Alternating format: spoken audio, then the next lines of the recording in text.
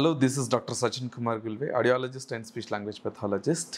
ఈరోజు మనము అప్పుడే పుట్టిన చిన్నపిల్లల్లో హీరింగ్ లాస్ ఉందా లేదా అనేది ఎలా గుర్తించాలి ఆ విషయం పైన మనం మాట్లాడదాము.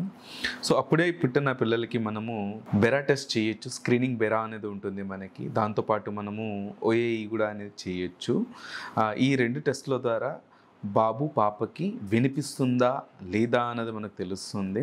వినిపిస్తే ఎంత వినిపిస్తుంది అది కూడా మనకు తెలుస్తుంది with the help of బెరా test.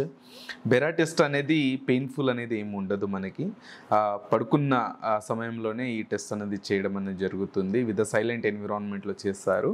So pain అనేది ఎలాంటిది ఏమి ఉండదు మనకి. అలాగే ఓఏఈ టెస్ట్ అనేది కూడా మనం చేస్తాము. ఓఏఈ టెస్ట్లో అవుటర్ హెయిర్ సెల్స్ ఫంక్షన్ అనేది ఎలా ఉంది అనేది మనకు తెలుస్తుంది. వితిన్ 1 or 2 days తర్వాత మనము ఈ టెస్ట్ అనేది చేయొచ్చు. Most of the time we prefer third day చేయడం వల్ల ఏమవుతుంది అంటే అప్పుడే పుట్టిన పిల్లల్లో చాలా వరకు లిక్విడ్స్ అనేది ఉంటాయి.